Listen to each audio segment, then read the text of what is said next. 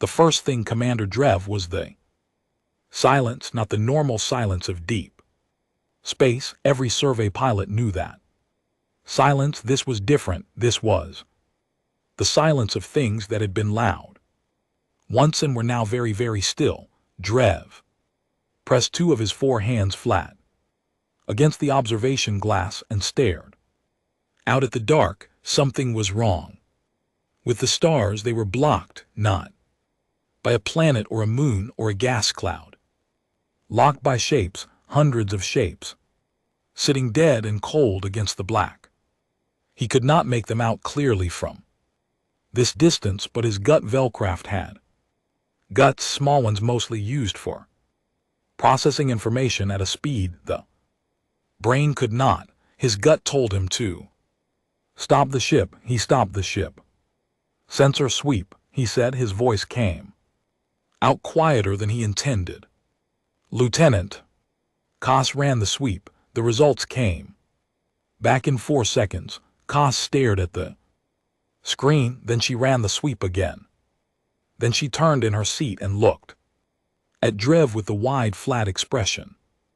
That meant she had no words. How many? Drev asked. At least 400, Koss said. Probably more. The density increases.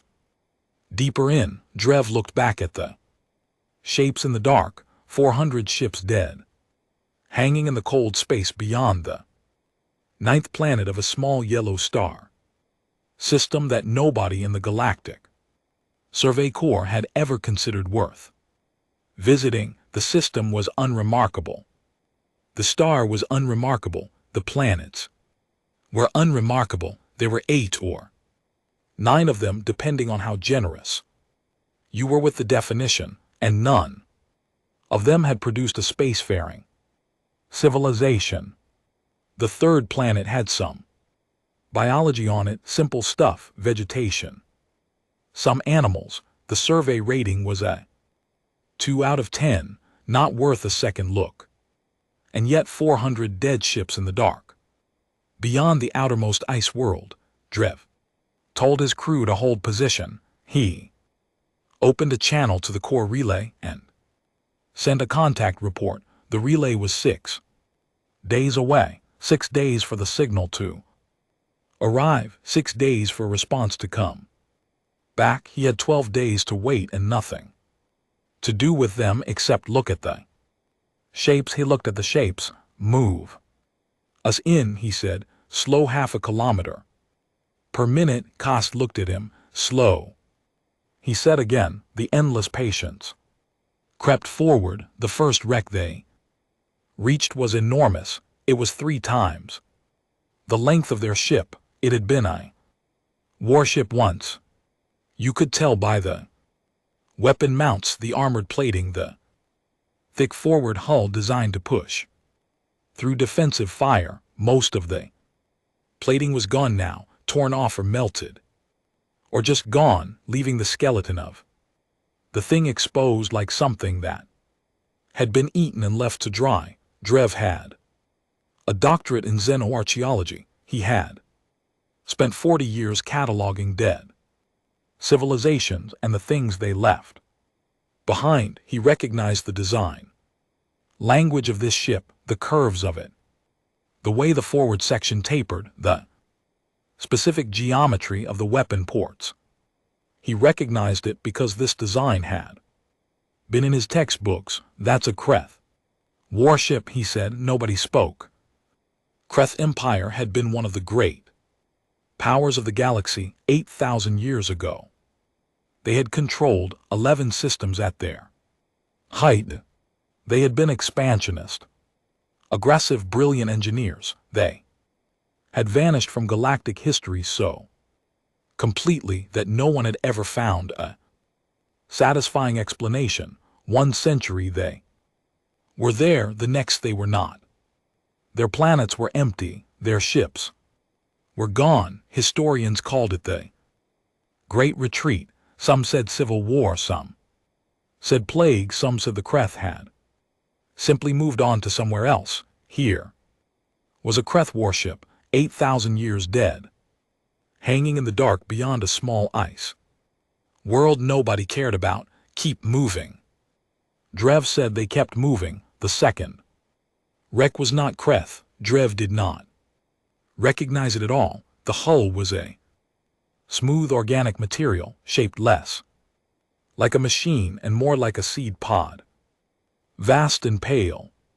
The technology suggested something very old, much older than the Kreth ship. The sensor readings were confused by the material, old alloys, old composites, things that did not match any entry in the core materials. Database, Cost pulled up what she could. From the records, she searched for whole materials matching the readings. She searched for whole geometries matching the shape. She found nothing close, not in the database. She said, take samples. Drev said, mark the position. They marked it and moved on. 3 hours into the field, Drev stopped counting individual wrecks. There were too many.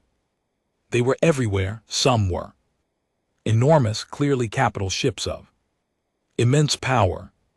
Some were small escort ships or fighters clustered in dead formations around the larger ones, as if they had been trying to protect something and had failed. Some wrecks had been blasted into fragments, just spinning clouds of debris that the sensor array had to pick apart to understand. The variety was staggering.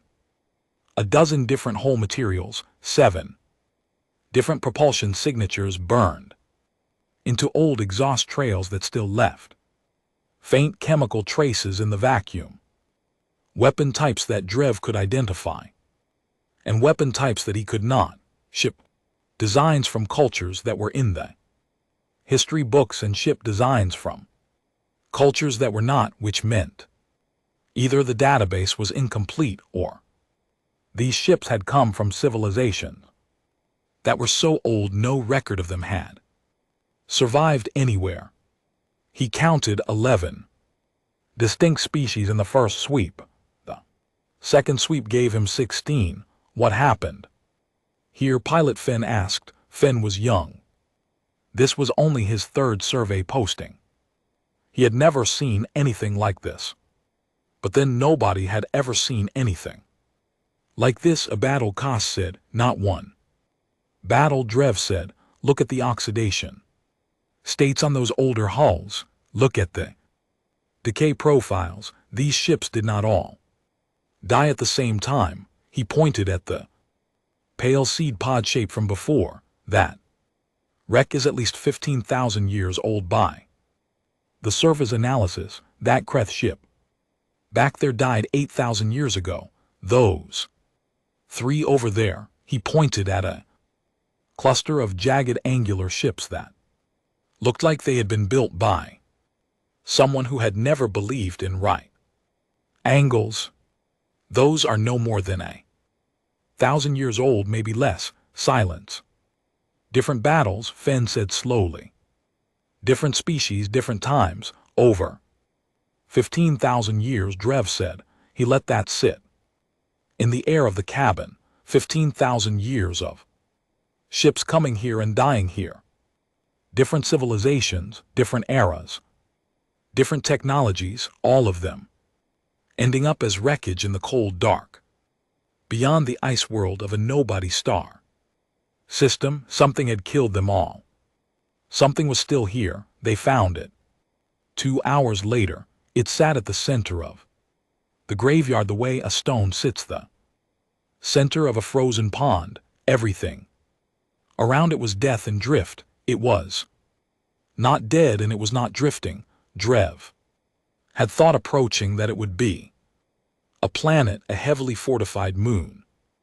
Perhaps something natural that had been built upon. He had been trying to build a theory around what kind of natural geography could serve as the anchor point for 15,000 years of killing. It was not natural, it was built. The structure was difficult to look at, not because it was ugly, because the scale of it was wrong. His brain kept trying to assign it a size and kept revising Upward. It took him 3 separate sensor sweeps before the number settled, and even then, it did not feel real. The main structure was 60 km across, the outer defensive platforms, there were dozens of them, extending in a wide perimeter, added another 40 km in every direction. The whole complex was larger than some moons. It was dark, no running lights, no energy emissions, no heat signatures. Above the ambient temperature of deep space, the sensor array found metal and composite and something else, a material it could not classify in quantities that were almost beyond measuring, but no power, no activity. It looked dead. It looked like everything else out here. Drev did not believe it was dead for a single second. What is it? Fenn asked. Fortress, Drev said, because it was. Whatever else it was, whatever civilization had built it, whatever purpose it had served or still served. It was shaped the way only military things are shaped, thick, layered, built to receive damage and keep standing.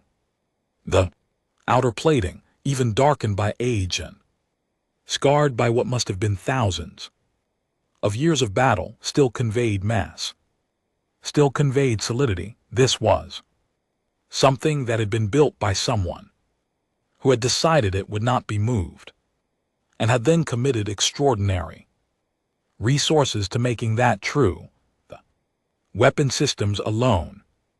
Drev counted the weapon emplacements he could see and stopped at 200 because the number was making him feel a specific kind that he did not enjoy. The weapon systems are cold, Costa said, dormant. Whatever power source it uses, there's no energy flowing to the weapons. That's something, Fenn said. Is it? Drev asked. The young pilot thought about that and said nothing. There were marks on the hull. Drev had them magnified. Costa put them on the main screen, and they all looked at them for a long time. Not damage marks, not corrosion. These were deliberate, cut into the metal or whatever the outer surface was made of. With precision, a language, a writing system, geometric and angular, built from straight lines and specific angles that repeated in patterns Drev recognized as the kind of patterns all writing systems made. The visual signature of recorded meaning. He did not recognize the script. He fed it into the linguistic database. The database contained 412 known writing systems from 69 different species, cultures, living and extinct. It searched for a match. No match found. Unknown script, Costa read from the screen. Pull the closest visual approximates, Drev said. The database offered 3 possible matches, visual similarities only, no linguistic correspondence. The first was a dead trading script used by a minor species from the outer arm, extinct for about 9,000 years. The second was a ceremonial marking system from a civilization that the historical record named only as the Builders, a species so ancient that nothing was known about them except that they had apparently constructed several mega structures before vanishing. Third was flagged as speculative. Script fragment recovered from a single damaged artifact in a museum collection. Origin unknown. Drev looked at the marks on the fortress wall, geometric, angular, precise, cut by something that understood exactly what it was doing. Cut by something, some being, some hand, some mind that had looked at this fortress and decided to write on it.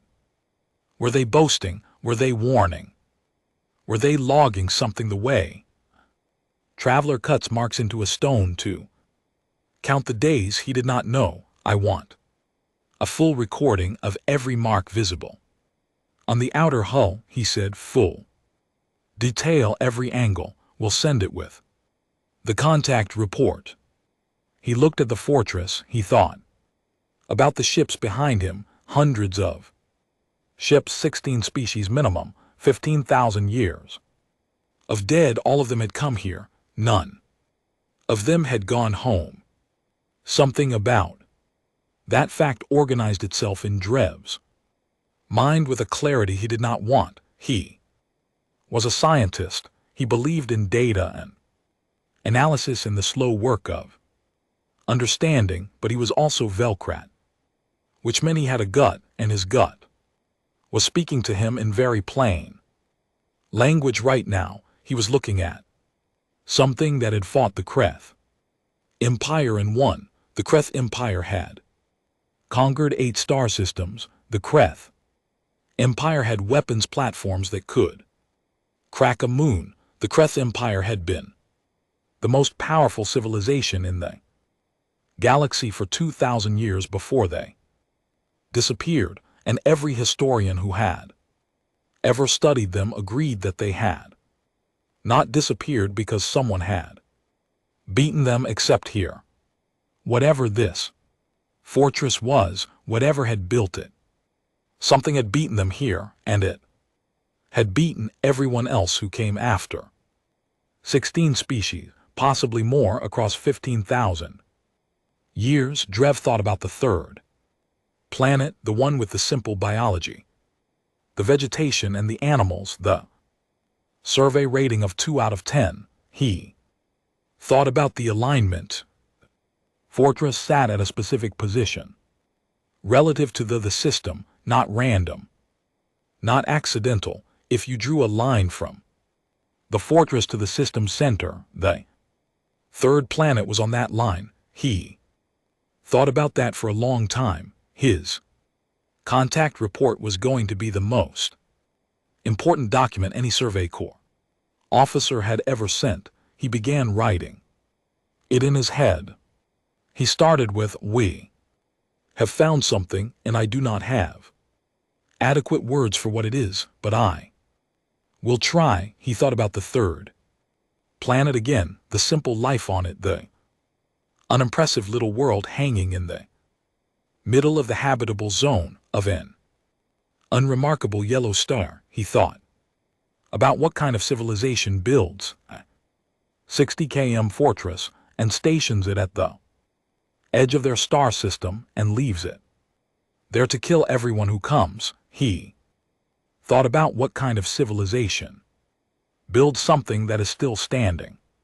15,000 years later, he looked at the cold, dark bulk of the fortress. It looked back at nothing. It had no lights. It had no heat. It had no emissions. It was patient. It had been patient for a very long time.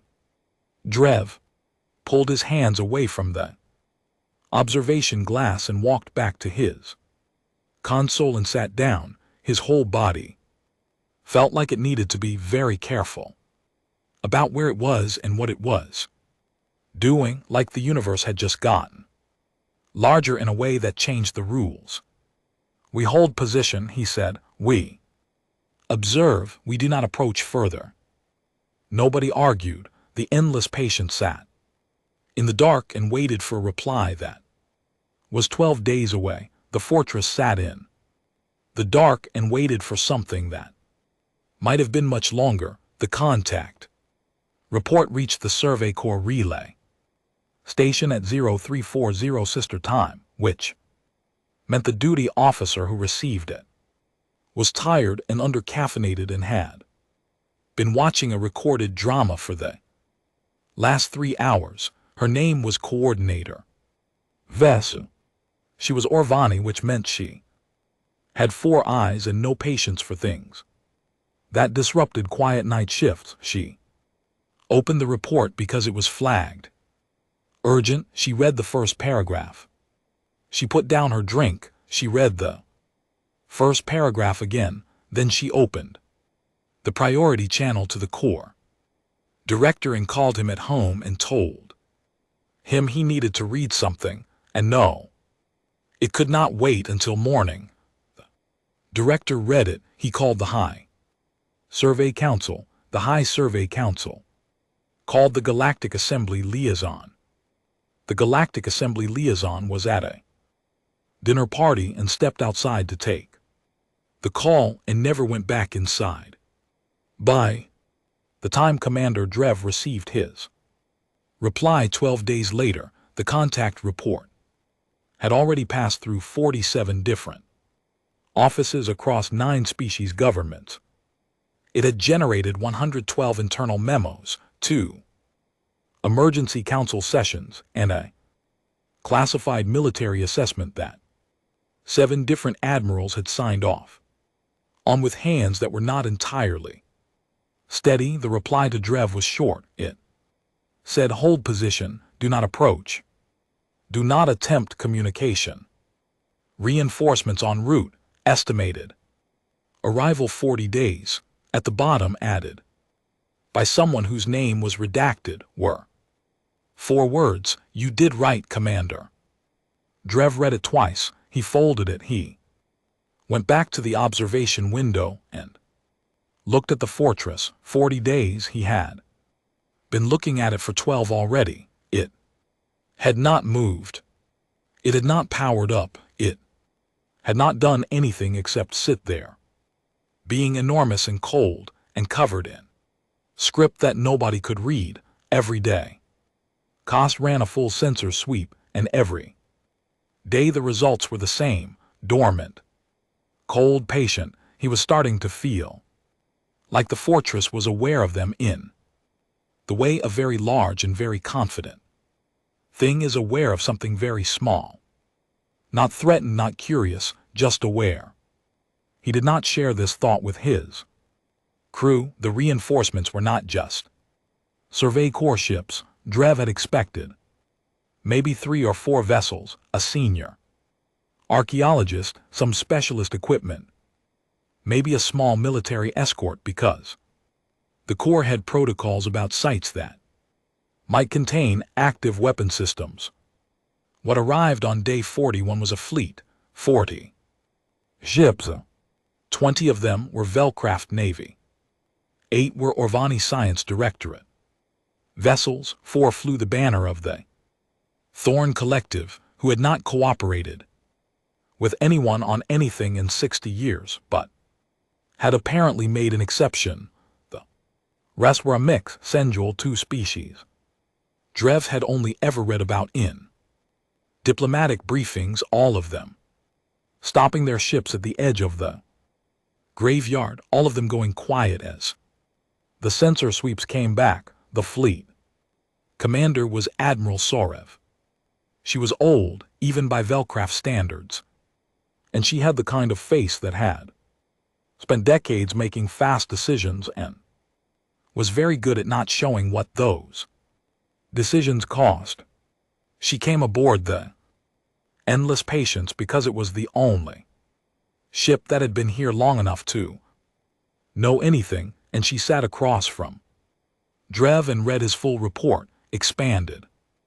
The one he had spent 40 days writing and refining without saying a word. When she finished, she looked up at him. "How many distinct species in the wreckage?" she asked. 22. "Confirmed," he said. "We believe there are more that we have not identified. The oldest debris may belong to civilizations with no surviving record." She nodded slowly. "The Kreth, yes, we always believed the Kreth simply left." She said that they found something more interesting and moved on. "Some of them did," Drev said, "or tried to. The ships in the graveyard represent only a portion of their military capacity. At the time of their disappearance, they sent a war fleet here, Admiral, not their whole civilization. Whatever happened to the rest of the Kreth? Some of them came to this star system with warships and did not return." Sarev looked at the report. She looked at the image of the fortress on the screen beside her. "And it is still cold," she said. "Still cold," he said. "The xenolinguists Arrived on day 43, there were 6 of them, 3 species, and they set up their equipment in the largest cargo bay of the fleet science vessel and began working on the script from the fortress hull. They had Drev's recordings, which were detailed. They had every known writing system in every database any of the assembled species governments maintained. They cross-referenced, compared pattern, mapped and argued with each other in 3 different languages. On day 47, their lead researcher, a very thin Orvani named Dr. Was, came to Admiral Sarov with a preliminary finding. The script was not in any database, but there were fragments not of this script but of something related to it in the recovered archives of the Kreth. The Kreth had kept records, and those records had survived in partial form in 3 different galactic museums. In those records, the Kreth made references to a species they had encountered at the edge of what they called the empty quarter, the region of space they believed to be uninhabited and of no strategic value. The Kreth had a name for this species. It translated roughly, with all the uncertainty that came from translating a dead language, as something between the stubborn ones and those who will not fall. The Kreth records indicated this species had been contacted twice. The first contact had been an attempt at negotiation. The Kreth wanted access to the empty star system for resource extraction. The response had been what the Kreth described as a refusal, delivered without appropriate deference. Second contact was the war fleet. The Kreth record stopped there. That particular archive had no further entries. The Vel Kreth and Orvani and Thorn historians on the fleet found similar threads when they searched their own deep archives. The Thorn had a 7,000-year-old oral tradition about a star system at the edge of explored space where something terrible waited. Their ancestors had called it the sealed door, and the telling of it included a warning: do not knock, for what is inside does not sleep, it only rests. The Orvani archives had a brief reference in a diplomatic record from 6,000 years ago. A species called the Veth had apparently sent a trade delegation past the edge of known space, and the delegation had not returned. Second expedition sent to find the first had sent back a single transmission. There is a wall here, and the wall has weapons, and we are turning around. Veth had survived because they turned around. They were still alive. A small spacefaring civilization somewhere in the mid-arm. The dual archives found a war memorial 3,000 years old. It honored a fleet of 200 ships that had been sent to secure a region of space beyond the outer system of a yellow star. It listed names, 700 crew names.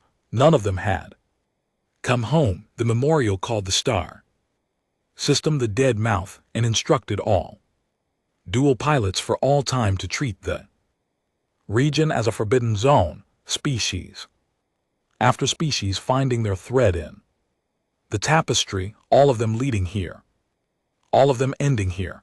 On day 52, one of the Thorn science vessel sent a probe into the graveyard. This was approved, controlled standard procedure for a site assessment. The probe moved slowly, broadcasting a non-threatening signal, performing detailed scans of the debris. It had been operating for 6 hours without incident when its pilot moved it onto a trajectory that brought it within 2 km of the outer defensive platforms of the fortress. This was not approved. Pilot, young, curious, overeager, had made a decision without telling anyone. The fortress woke up, not fully, not they. Way Drev had been quietly terrified it. Might, no power surge, no weapons. Charging, no targeting systems blazing. To life across every frequency, what happened was smaller than that and somehow more frightening for being. Smaller, a single light came on. One light on the outermost platform, the one closest to the probe, a pale blue light.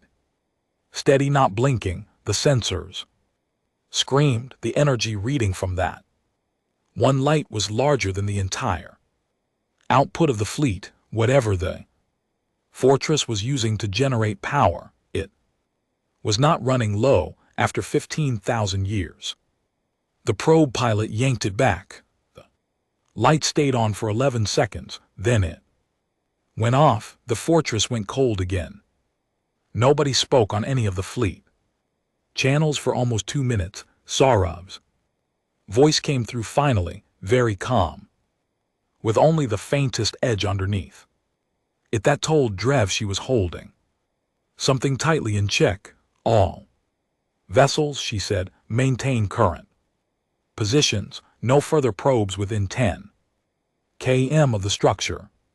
And someone please relieve that pilot of their station before I do it in a way that affects their career permanently. They were discussing what the light meant, debate, argument, theory, all of it going in circles. When Koss found the signal, she almost missed it. It was buried in the background noise of the fortress's passive emissions, which were faint but present, the low hum of something very large and very old just existing. She had been filtering that noise out for weeks. On day 54 she ran a different filter. One of the xenolinguists had suggested it, and underneath the ambient hum she found something structured, not random, not the white noise of dormant machinery, a signal repeating, cycling through a specific frequency pattern that repeated every 73 minutes. It was being broadcast in a very specific direction. She calculated the bearing. She extended the line outward from the fortress, through the star system, through the planets, through the inner system where the gas giant sat, past the rocky middle worlds, all the way to the third planet, the one with the vegetation and the animals, the one rated 2 out of 10. The signal had been broadcasting at the third planet. Koss stared at her screen for a long time before she called Drev over. Drev stared at the screen for a long time before he called Admiral Sorev. Sorev stared at the screen. Her expression did not change. She had the discipline of someone who had received bad news many times and had learned to let her face be a wall. How long has it been broadcasting? She asked. Unknown, Koss said. We only detected it today. It could have started after the probe incident. It could have been transmitting for 15,000 years. The signal strength is too low for us to distinguish new from continuous. What does it say? Sorev asked. We don't know yet, Koss said. The linguists are working on it, but the modulation pattern is consistent with the script on the hull. Same geometric signature, same angular structure. Sor looked at the star system on the navigation display. She found the third planet. She found its orbit, its size, its basic composition. Pull the original survey file on that planet, she said. Drev already had it open. He turned his screen toward the Admiral. Class M world, nitrogen, oxygen, atmosphere, liquid water, land masses, and oceans. The biology assessment was brief. Multicellular organisms, several thousand species of varying complexity, most notable being a group of upright bipedal mammals concentrated on the larger land masses. Early tool use Observed fire use. Observed some evidence of rudimentary social organization. Survey rating 2 out of 10. Saw read it. She read it again. Bipedal mammals, she said. Yes, Drev said. The fortress had been sending signals at a planet full of bipedal mammals for nobody knew how long. Sor stood very still. Drev thought about what he had not said out loud since day one, what he had been not saying carefully and with effort for 54 days.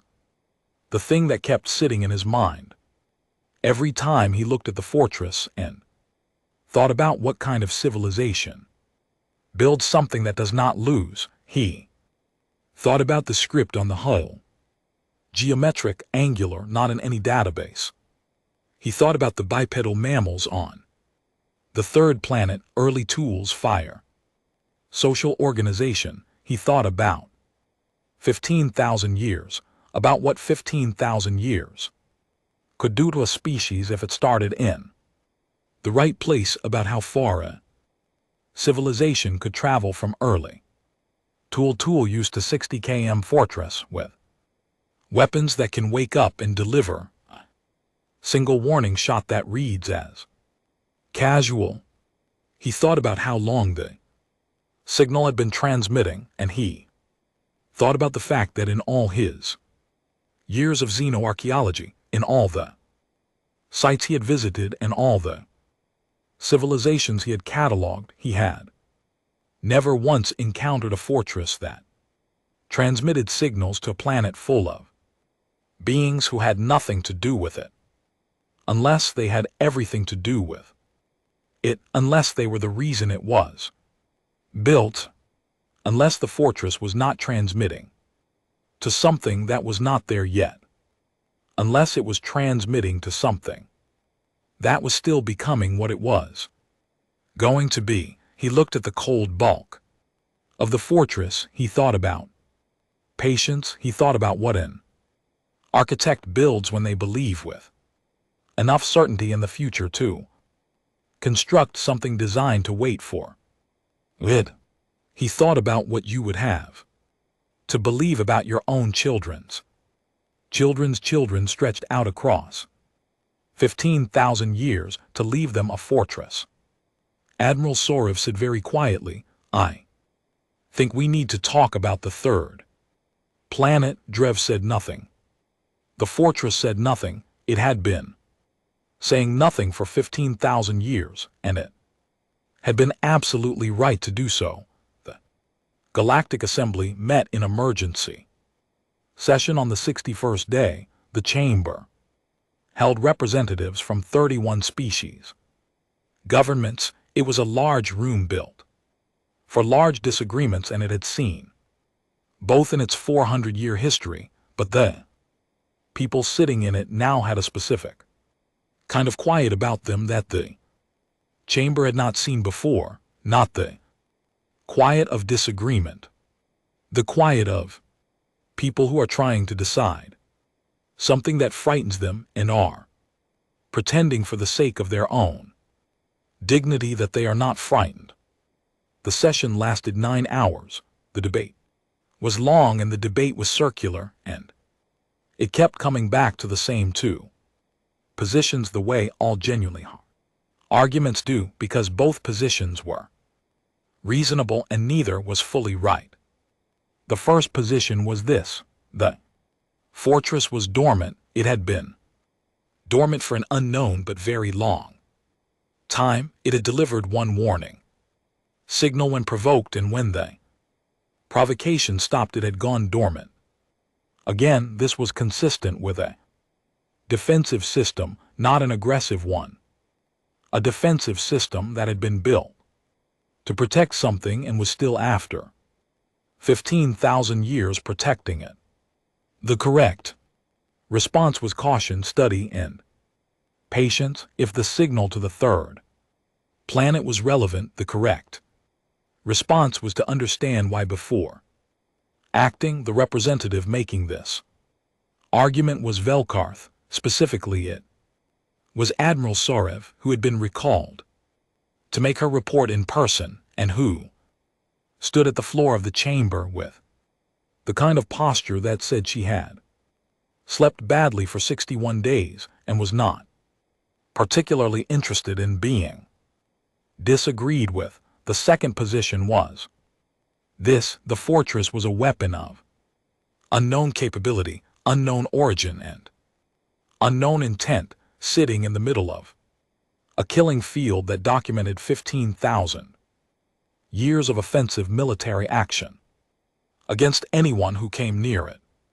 The single warning shot had been delivered with energy output that exceeded the entire assembled fleet, the fleet 40 ships, 9 governments, and the fortress had matched that with one light. That lasted 11 seconds. What happened when it used all of its weapons? What happened when it decided the assembly's fleet was no longer welcome in the graveyard? Every civilization that had ever come here was dead or had retreated and never come back. The correct response was to destroy it before it destroyed them. The representative making this argument was Thorn. His name was High Counselor Vreth, and he was very old, and he had the specific intensity of someone who had spent his career being right about things others ignored. The oral tradition of my people, Vreth said, says do not knock, for what is inside does not sleep, it only rests. We are knocking. We have been knocking for 61 days. We have 40 ships sitting in the killing field. The only question that matters is whether we have the capability to destroy it before it wakes up fully and adds our fleet to its collection. Sarev looked at him from across the chamber floor. And if we cannot destroy it, if we try and fail, what have we accomplished besides confirming to whatever controls the fortress that we are enemies? Then we confirm what it already believes. Vreth said everything that came here was an enemy. That is the record of this site. We did not write that record, we only found it. The chamber argued for 9 hours. The vote at the end was not a clean one. 17 governments voted to send a military strike force and attempt to destroy the fortress. 11 voted for continued observation and study. 3 abstained, which in Galactic Assembly terms meant they thought both options were bad and wanted to be on record as having said so. 17 was enough. The strike force would be assembled, 60 ships including 6 capital class vessels from the Tharn military, which was the most powerful single fleet any government was willing to commit. Estimated assembly time, 90 days. Estimated transit time to the site, 30 days, 120 days. Sarev sent a message to Drev. It said, hold position, do not, under any circumstances, allow any vessel to approach the fortress.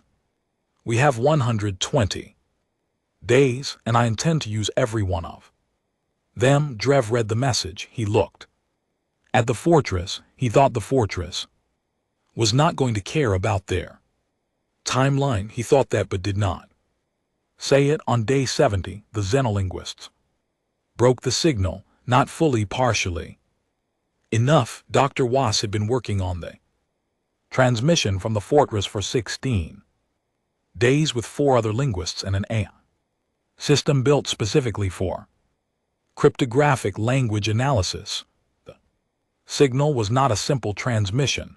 It was layered. The outermost layer was a mathematical sequence, primes, geometric progressions, the kind of pattern that any sufficiently developed intelligence would recognize as deliberate.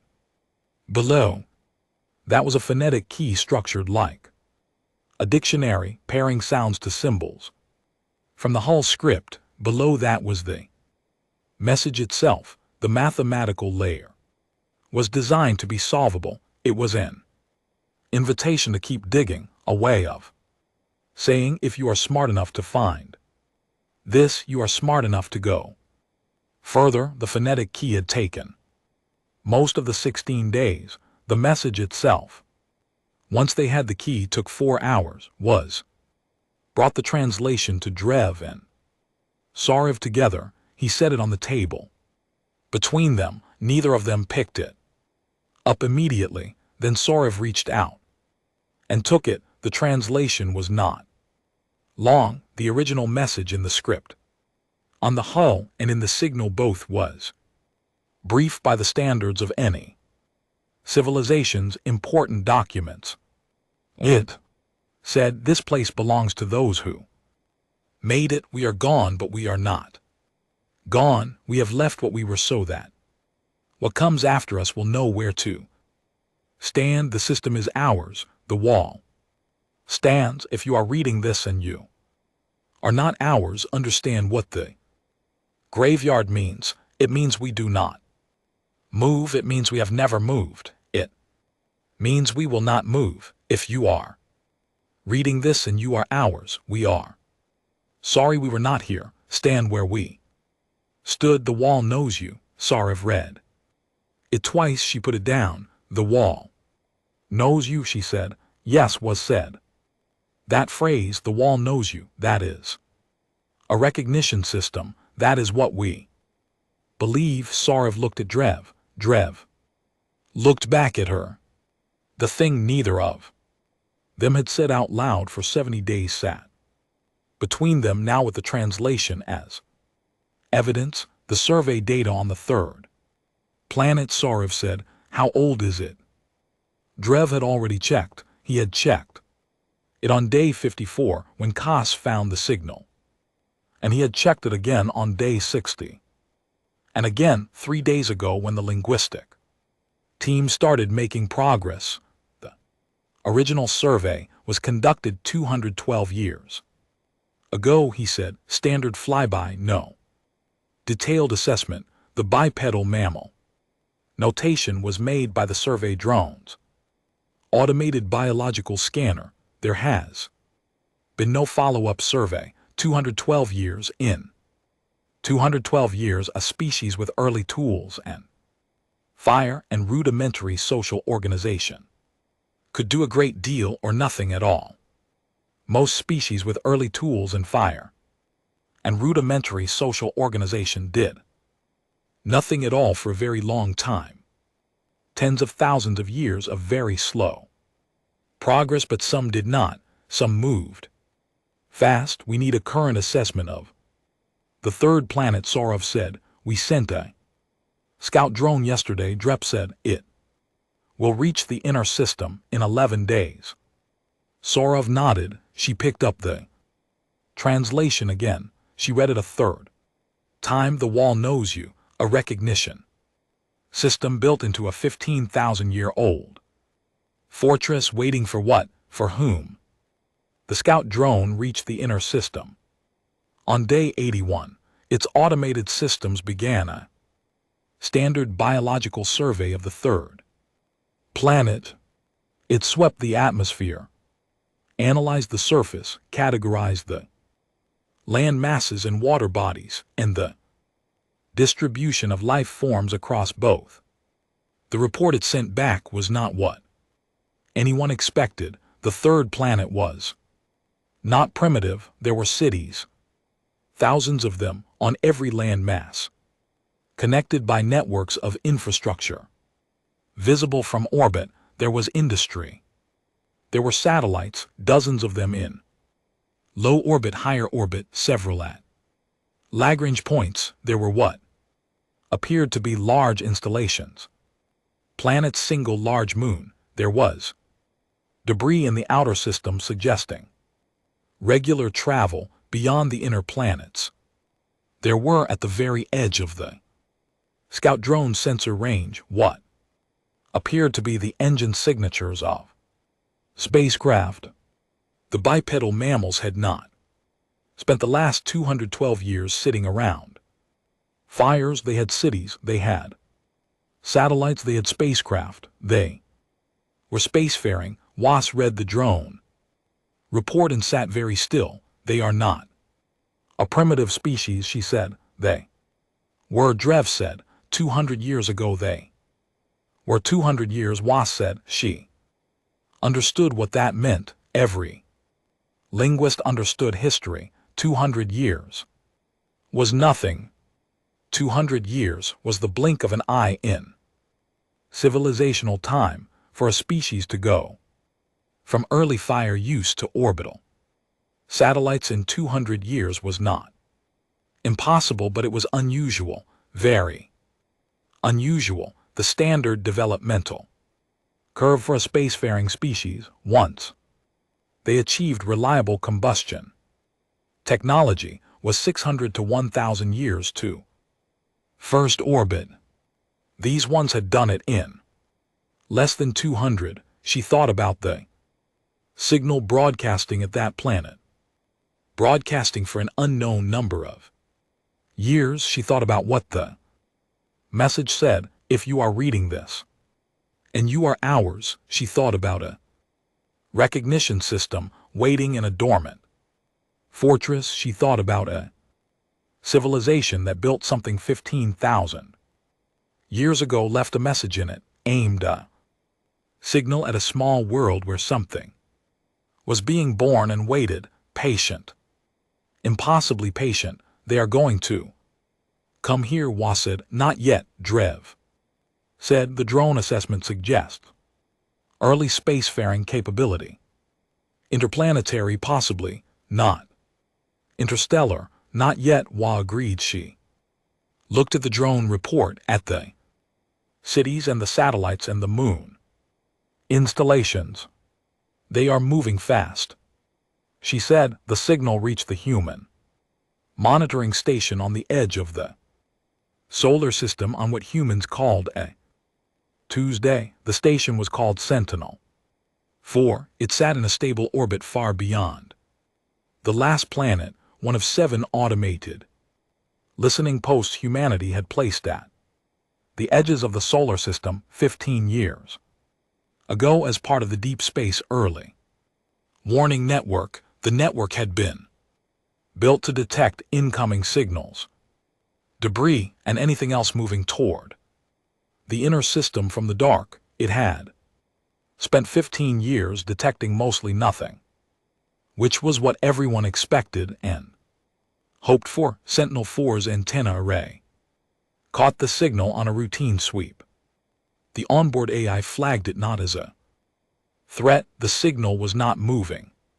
It was not a projectile or an object on an intercept course. It was a broadcast, a transmission, structured and repeating, originating from a point well beyond the outermost planet in a region of space that the Deep Space Network had scanned many times and always found empty.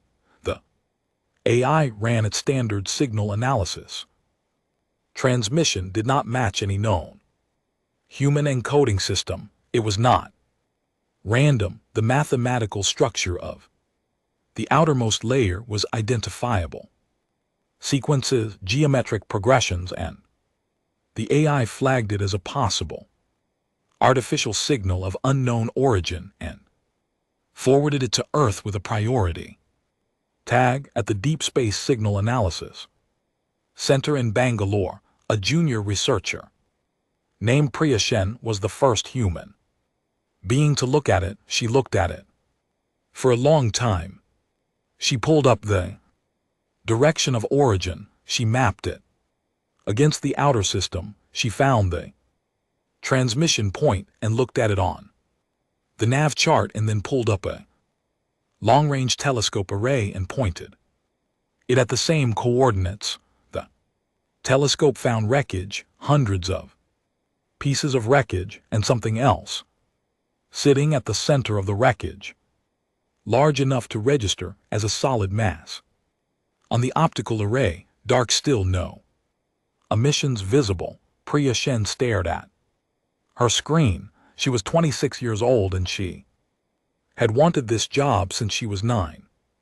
She had imagined more times than she could count what it would feel like if the arrays ever picked up something real.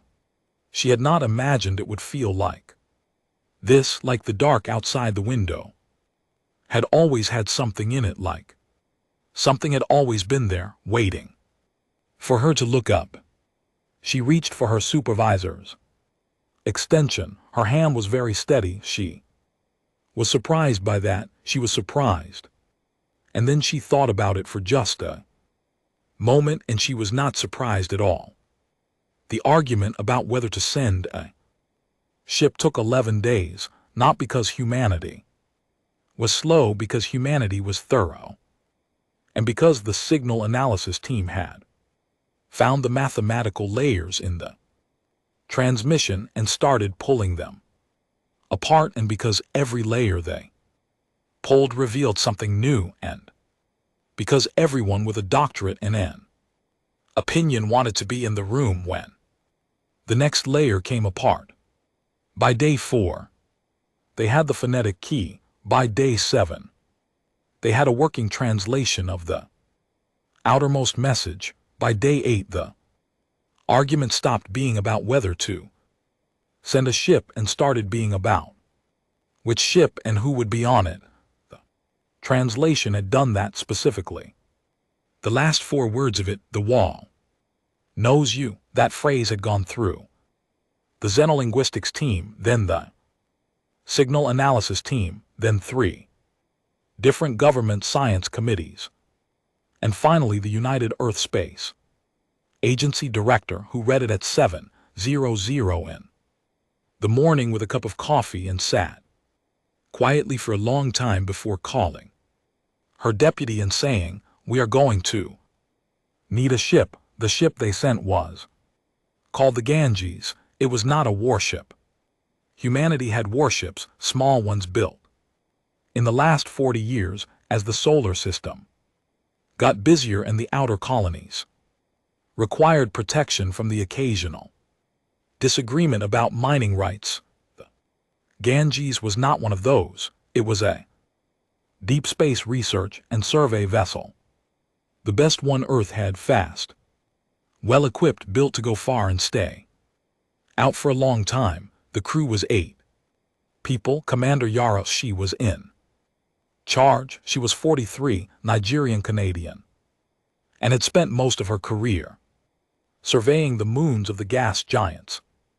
She was the kind of person who read a situation quickly and spoke only after she had something worth saying. Her crew respected her, which in the close quarters of a deep spaceship was the only currency that mattered. The science lead was Dr. Marcus Webb. He was British, 51, and had built his career on xenolinguistics, despite the fact that until 3 weeks ago there had been no confirmed xenolinguistic material to work with. He had spent decades preparing for a moment everyone told him would never come, and he had the specific energy of a man who had been right about something for a very long time and was now being given the evidence to prove it. He slept 4 hours a night and talked constantly. The rest of the crew were engineers, pilots, a medical officer, and a systems specialist named Hannah Cho, who had the quiet competence of someone who had fixed every possible thing that could go wrong on a spacecraft and was ready for the things she had not thought of yet. They left Earth orbit on a Thursday. It took them 19 days to reach the outer system. Nobody had told them about the alien fleet. This was not an oversight. It was a calculation made by several committees who believed, probably correctly, that informing a crew of 8 civilians that they were flying toward a site currently occupied by 40 warships from 9 extraterrestrial governments might affect their willingness to go. The mission brief described the signal, the transmission coordinates, and the mathematical structure of the message. It described the size of the object at the coordinates. It did not describe the Graveyard, it did not describe the assembly of alien vessels holding position at the edge of it. OC found out when the Ganges was 4 days out and Honus Cho picked up active sensor pings from the direction they were heading. Those are targeting sweeps, Cho said, which was not a phrase any of them had expected to hear on a science mission. OC looked at the data, she looked at it. For a long time, she identified the sweep patterns, she estimated the number of sources, she did the math. 40 ships, she said, roughly, Cho said. OC opened a channel to Earth and filed a very short and very pointed report. She described the targeting sweeps and the estimated fleet size, and she said, precisely, an explanation would be appreciated. We are continuing on course. The response from Earth took 8 hours to arrive. It was longer than her report and contained considerably more information than her mission brief had. She read it at the table, and the crew mess with Webb looking over her shoulder because he could not help himself, and the rest of the crew sitting around the table because word travels fast on a small ship. When she finished, she put the screen face down on the table. Webb read the full report. He made a sound that was not quite a word. 15,000 years, he said. Yes, OC said, and nobody in the history books. No, he sat back, he looked at the ceiling. 15,000 years ago, our ancestors were just about inventing agriculture, some of them, OC said. The ones we know about. Webb looked at her, she looked back at him. Keep moving, she said. The graveyard was worse than the report described.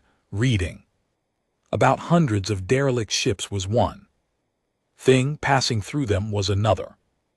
The Ganges moved slowly, OC holding them to a crawl, and for 3 hours the crew sat at the observation ports and said almost nothing. The scale of it was wrong in a way that was hard to process, not just the number of wrecks, the variety of them, shapes that made no sense by human engineering standards, materials that caught the light in wrong ways, weapon systems on dead hulls that were still recognizable as weapon systems, even though they were nothing like any weapon humanity had ever built, all of it dead and cold and spinning very slowly in the dark. Cho found the Kreth warship, the one Drav had identified on day 1. 8,000 years of drift moving it only slightly from where it had died. She put it on the main screen, and nobody said anything about it for almost a minute. Something killed that, the pilot, Sergeant Ajay Nair, said finally. Something killed all of it, Webb said.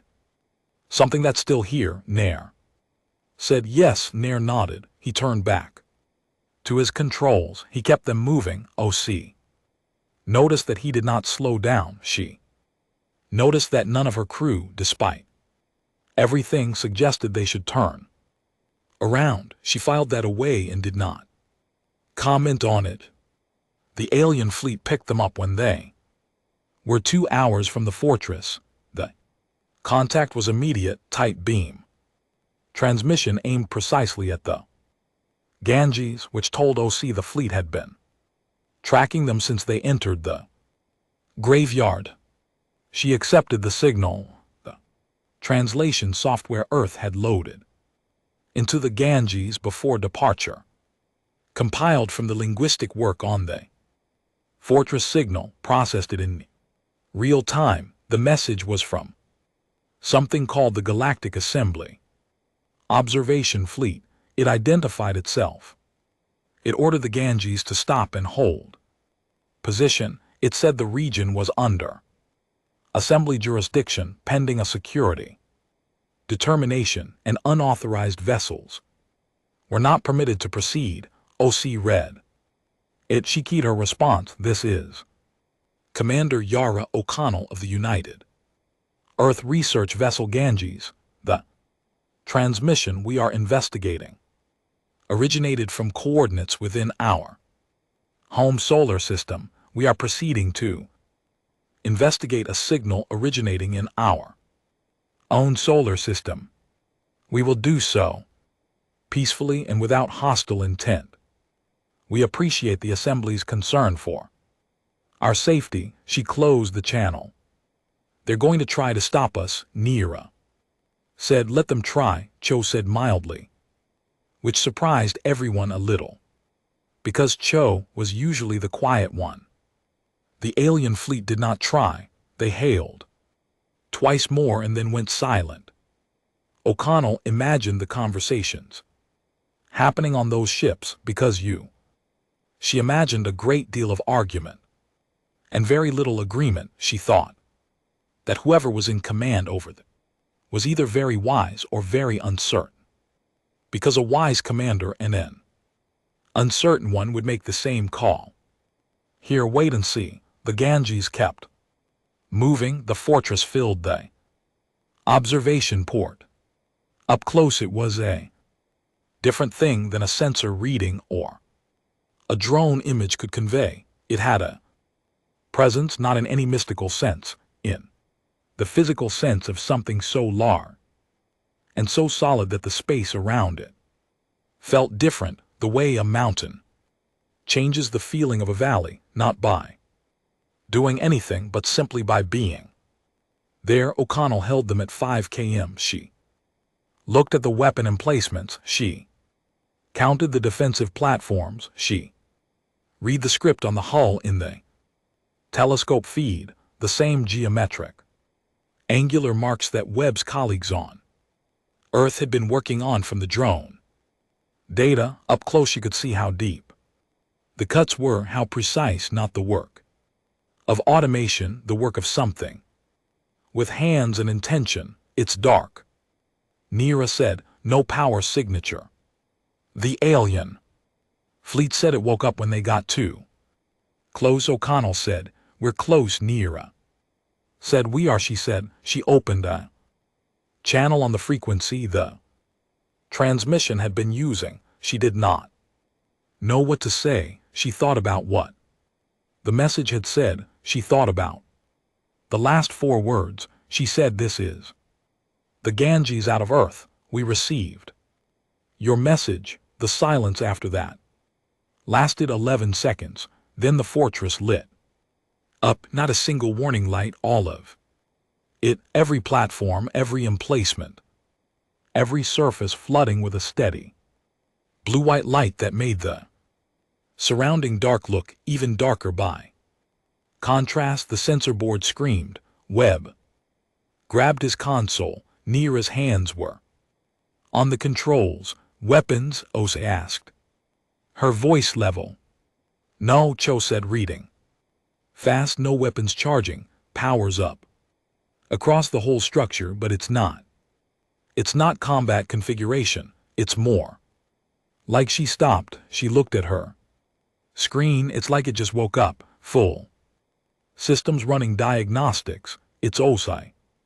It's running diagnostics like a ship that just came out of standby. How long was it in standby? Webb asked. Nobody answered, because nobody knew, but everybody thought about it. A door opened in the hull, not a weapon port, not a defensive system cycling up a door, a large one clearly designed for a ship to dock with, set into the main structure in a position protected on 3 sides by the fortress's own bulk. The Ganges sat there for a moment. It opened a door for us, Nira said. Yes. Osai said. We're going in, Nira said. Not a question. We're going in, she confirmed. The docking bay inside was large enough to hold 20 times the size of the Ganges. The air was breathable. That was the first thing the sensors confirmed, and it was the thing that made Webb sit down heavily in his seat, because it meant whoever built this had known who was coming. You did not fill a bay with a nitrogen-oxygen atmosphere by accident. You did it because you knew what was going to dock there. The gravity was standard Earth gravity.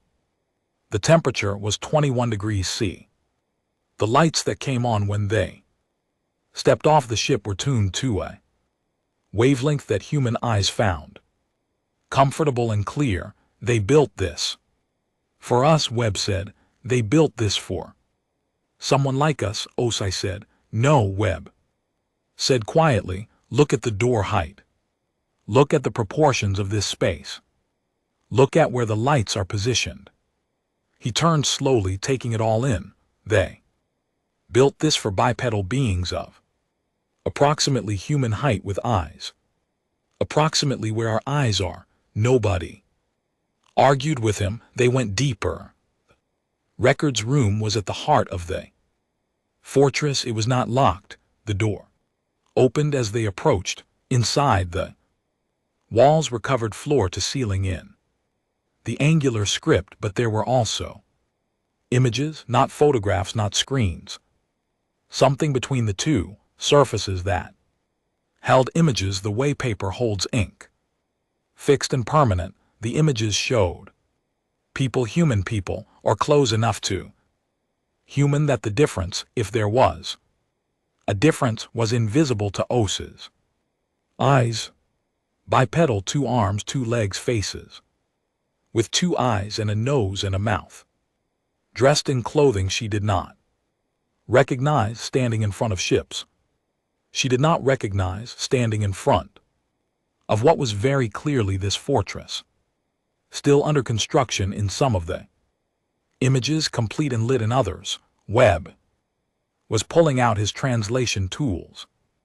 Before Os said a word, he worked for 2 hours while the rest of the crew moved carefully through the room, documenting everything, touching nothing. At the end of 2 hours he called Os over and showed her his screen. He had translated enough.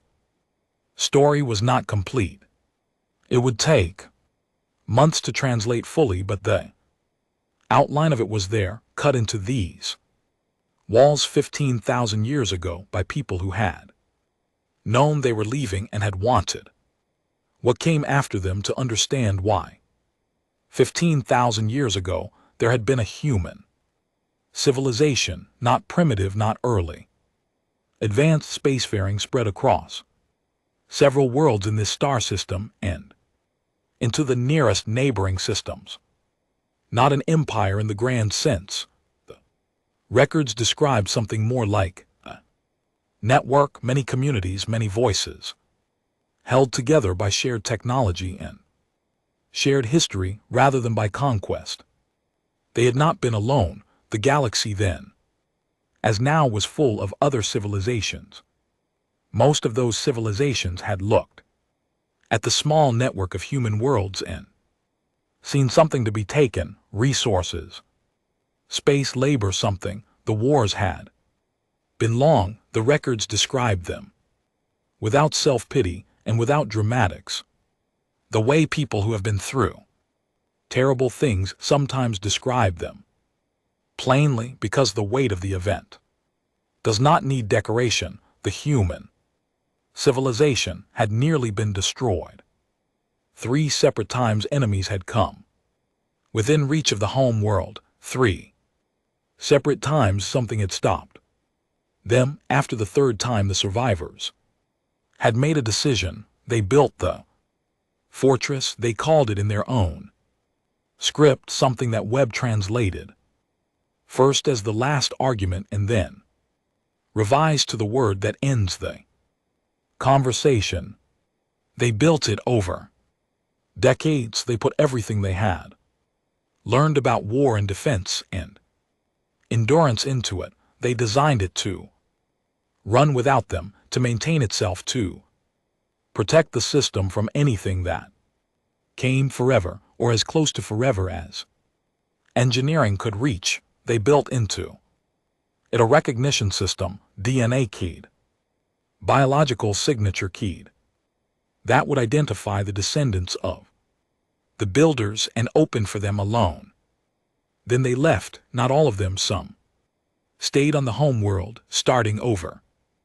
Going back to simpler things, waiting to grow again into whatever came next, but most of them left, went deeper into space beyond the reach of the enemies, who had broken them, looking for somewhere safe, looking for somewhere new. The records did not say where they went to. The last entry in the records room simply said, "We will not be back, but you will be here. You were always going to be here. We left you the wall. Wall will hold. It is always held." OC read it on web screen. She read it a second time. She looked at the images on the walls, at the faces of people who were 15,000 years dead, and looked enough like her that she could have passed them on a street. Her ancestors had nearly been wiped out of the galaxy before agriculture, before cities, before writing, by the history. Humanity knew some part of her civilization, some part that had never made it into any history book, that had risen and fought and broken and made the hardest decision available, had left the wall standing, and the wall had held every single time. She thought about the graveyard outside, about the Kareth Empire and the Tharn stories and the Dual Memorial and 16 other species. And 15,000 years of trying. She thought about what the fortress had said to all of them without ever saying a word. She thought about the strike fleet that was. Now she checked her count, 71 days away. She straightened up. "Webb," she said. "How long to translate the technical documentation, the weapon systems, the defense architecture, how it works?" Webb looked at her. "You think we should learn how to use it?" he said. "I think OC said that it belongs to us," she said. "It's simply without drama, the way a person states something that is just true." Webb was quiet for a moment. 6 weeks, he said, "maybe less. Start now," she said. The first thing OC did after reading the records was sleep for 6 hours. Webb thought this was strange. He had not slept properly in 3 days and had no plans to start. The records room had more walls, and every wall had more script, and he was not going to stop until he had read all of it, or his body gave out, whichever came first. OC slept because she had learned over 20 years of long missions in hostile environments. The decisions made on an empty and exhausted mind were the kind of decisions you spent the rest of your career explaining. She had a strike fleet coming and 71 days to be ready for it, and she needed to be sharp for all 71 of them. She woke up, ate, and went to find Cho. "Tell me what you know," she said. Cho had spent the 6 hours OC slept doing what Cho did, which was walking around a system until she understood it. The fortress was enormous, but its logic, once you started following it, was clean. Military engineering had a clarity to it that civilian engineering sometimes lacked. Everything had a purpose. Everything connected to something else. There was no waste, no decoration, no feature that did not serve a function. "The power source is in the deep core," she said, walking OC through the schematics she had compiled. "I don't fully understand what it is yet. Something that should not still be running after 15,000 years, but here we are. The weapon systems are distributed, not centralized. There's no single point you could hit to take them offline. You would have to disable each emplacement individually, and there are." She paused. "How many?" OC asked. "On this main structure, 240 confirmed emplacements. On the outer platforms, another 180. Cho stopped walking. She turned to look at OC. That is not the part that matters. Tell me the part that matters, OC said. Cho pulled up a map on her screen. The map showed the graveyard, the full debris field, rendered in sensor data, color-coded by mass and material. I ran a detailed scan of the debris field, Cho said, looking at every object, every piece of wreckage, every fragment, every dead ship. She tapped the screen. Sections of the debris field changed color. These are not wrecks. OC looked at the map. Roughly a third of what the alien fleet had cataloged as debris was highlighted, distributed throughout the field, not clustered, spread evenly, almost geometrically, across the entire volume of the graveyard in a pattern that was not random at all once you looked at it. From directly above, weapons platforms, OC said, disguised as wreckage. Cho said, covered in debris, coated in materials that read as dead metal on a standard scan. They have been sitting in that field for I don't know how long. The oldest ones by material analysis are at least 10,000 years old. They have been dormant, cold, completely invisible to anything that wasn't looking for them. Specifically, OC studied the map. Fortress was not just the fortress. The entire graveyard was the fortress. Any fleet that came in force would move through the debris field to reach the main structure. Any fleet moving through the debris field would move between and around and past several hundred disguised weapons platforms before it got close enough to see the main structure clearly. They would already be inside the kill zone. They would have been inside it from the moment they entered the graveyard. Every fleet that had ever come here had done the same thing, moved through what looked like the evidence of previous failures, not understanding that the evidence of previous failures was also the weapon that would make them fail. 15,000 years of the same trap, 15,000 years of it working. Oskai stood there for a moment with that thought. Do the platforms respond to the fortress systems, she asked. Yes, Cho said. Full integration. They all came online when the fortress woke up for us. They are currently in standby, same as the main emplacements, waiting. Can we control them from inside the fortress? Cho looked at her steadily. Yes, Asuka nodded. She went to find Webb. On day 31, Oskai opened a communication channel to the alien fleet.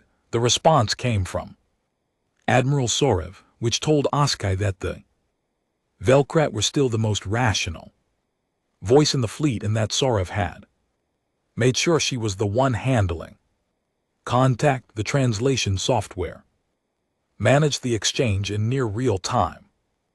Rough at the edges but functional, Oskai introduced herself. She told Sorev what they had found inside the fortress. Not everything, not the weapons platforms, not the technical details, but the history, the records, the story of the civilization that had built this place. And why? Sorev listened. When Oskai finished, Sorev was quiet for a long time. You are saying this structure belongs to your species, Sorev said. I am saying this structure was built by our ancestors to protect our home system, Oskai said. That is what the records show. The recognition system in the fortress confirms it. It opened for us and for no one else in 15,000 years.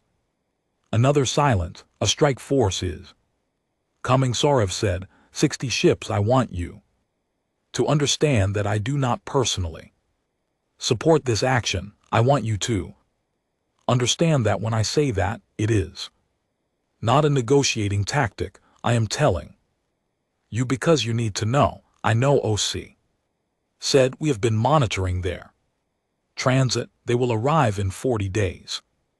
High Counselor Vreth commands the strike. Vorse. He believes the fortress is an existential threat to the galactic assembly. Sorev paused. He is not irrational. The graveyard is a serious argument for his position. The graveyard, OC said carefully, is evidence that the fortress defends itself when attacked. That is not the same as an existential threat. I know that, Sorev said. Vreth knows that too. The difference between Vreth and me is that I think the distinction matters. OC thought about what to say next. We will not fire first, she said. I want that on record. If the strike force holds position and does not attack, nothing will happen to them. And if they do not hold position, OC said nothing. She did not need to. The 40 days moved differently than any days OC could remember. Webb translated. He barely stopped. He slept in the records room, sometimes curled up on the floor with his translation equipment running beside him, and OC stopped trying to make him do otherwise because the information he was pulling out of those walls was worth more than a few hours of proper rest could measure. He found the technical documentation on day 38, and from that point on he and Cho worked together, one understanding the language and one understanding the engineering, each making the other faster. The crew moved through the fortress. They learned it the way you learn a ship you're going to rely on, not just the systems, the shape of it, the way sound moved through the corridors, the specific light in specific rooms, the feeling of walking through something that had been built to last and had delivered on that completely. Nair spent most of his off hours in the docking bay, running his hand along the walls. He never explained why. Nobody asked. On day 39, Cho brought all the weapon systems fully online for a test cycle. She did it carefully, one system at a time, reading the response, calibrating. The energy output was staggering, even at 20% capacity. She ran it for 4 minutes and then powered back to standby and sat quietly for a while afterward. It works, she told Osea. All of it? Osea asked. All of it, Cho said. Every emplacement, every platform in the field, everything. 15,000 years and everything works, she said. The last part, the way you say something that you cannot fully fit inside your understanding of the world, not with awe exactly, with a kind of respect for the craft of it, for the people who had built something and meant every word of what they built. The strike fleet arrived on day 41. 60 ships dropping out of transit at the edge of the system, moving in formation. The 6 Thorn capital vessels at the center of the formation, the way the biggest stones sit at the center of a wall. Even from inside the fortress, the sensor readings were readable. Osea had Cho put them on the main display and looked at the fleet for a long time. 60 ships. She thought about what she was looking at. Then she opened the communications channel. High Counselor Vreth answered personally. He was older than she had expected from Sorev's description. His face had the texture of something that had survived a great deal and had the marks to show it. He looked at Osea with the specific expression of someone who has been told an important piece of information and is still deciding whether to believe it. Commander Osea, he said. The translation software made his voice flat but precise. You are aboard the structure. I am, she said. You should evacuate to a safe distance, he said. What we are about to do will leave nothing standing. High Counselor, Osea said, I want to show you something before you make any decisions. She nodded to Cho. Brought the external cameras up, full view of the debris field. Then she ran the scan overlay, the same scan she had run on day 31, highlighting everything that was not dead metal, everything that was waiting. She broadcast it to the strike fleet on 60 ships, sensor operators and commanders and tactical officers looked at their screens and saw the graveyard reclassified in real time, saw the debris field resolve into something that was not a debris field, saw the weapons platform scattered through it like seeds in soil, evenly, deliberately, in a pattern that had a word for it, and the word was kill zone. The fleet channel went very quiet. Vreth looked at the screen. He looked at it for a long time. His face did not change, but something behind his eyes did. The specific change that happens when a person who has been confident about a plan realizes the plan was built on an incomplete picture. Those platforms, he said, have been dormant for up to 10,000 years, OC said. They came online when we arrived. They are currently in standby. Every ship currently inside the debris field is within their operational range. She paused. High Counselor, your fleet entered the graveyard to approach the fortress. I want you to understand that the moment you crossed into the debris field, you were already inside the defensive perimeter. Silence. You are telling me, Vreth said slowly, that we are already inside it? Yes, that every fleet that has ever come here was inside it from the start, OC said. Yes. Vreth was quiet for a moment that stretched. They never had a chance, he said. Not a question. The fortress does not attack, OC said. It has never attacked. Everything in the graveyard came here and chose to fight. Fortress simply made sure that choice had a permanent outcome. She kept her voice level, matter of fact, the way her ancestors had apparently written their history without decoration, because the thing itself was enough. I am not threatening your fleet, High Counselor. I am telling you that this structure does exactly what it was built to do. It has done it without fail for 15,000 years, and it belongs to us. If your fleet holds position and does not fire, nothing will happen to anyone. That is not a negotiation. It is a description of how this works. Vreth looked at her through the screen. She looked back.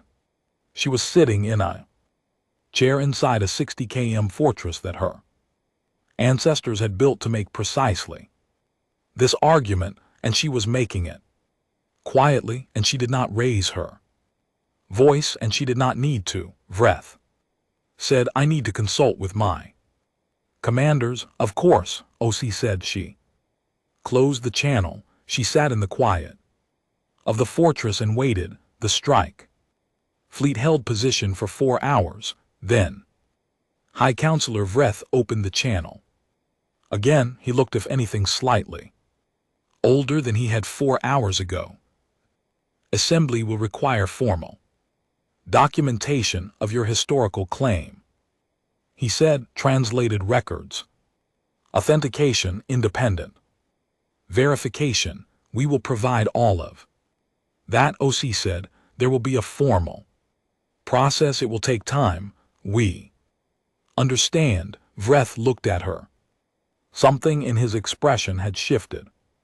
The specific thing that shifts when a person stops arguing and starts accepting, not comfortable acceptance. The kind that comes from being shown something true that changes the shape of what you thought you knew. The Kreth Empire, he said. They were the most powerful civilization in this galaxy for 2,000 years. Yes, OC said, and came here, yes, and they lost, OC. Said nothing, the graveyard said it for. Her breath was quiet for a moment. Who were your ancestors, Commander? It was an honest question, not hostile, the question of someone who was genuinely trying to fit a new piece into a picture that had just become much larger. I don't fully know yet, OC said. We're still reading the records. But they were people who got hit hard enough and often enough that they built this instead of fighting one more war. They put everything they had left into it, and then they left it standing. She looked around at the walls of the room she was sitting in, at the faint hum of 15,000 years of patient machinery. They trusted us to grow up and find it. She thought about the signal transmitting for an unknown number of years aimed at a small blue world. Something was becoming what it was going to be. She thought about the recognition system, the nitrogen, oxygen, air in the docking bay, the lights at the right height, the door that opened without being asked, not a gift exactly, not a weapon exactly, something in between. A foundation, an argument made in metal and composite, and 15,000 years of silence that said, we were here and we were real and we did not fall, and neither will you. The assembly will stand down, Vreth said, for now pending the formal process. Thank you, High Counselor, Osai said. The channel closed. That evening Osai stood at a viewport on the upper level of the fortress. The graveyard was visible from here, hundreds of dead ships turning slowly in the dark, lit now by the fortress's running lights. The first time, and who knew how long this field had been anything but cold and black.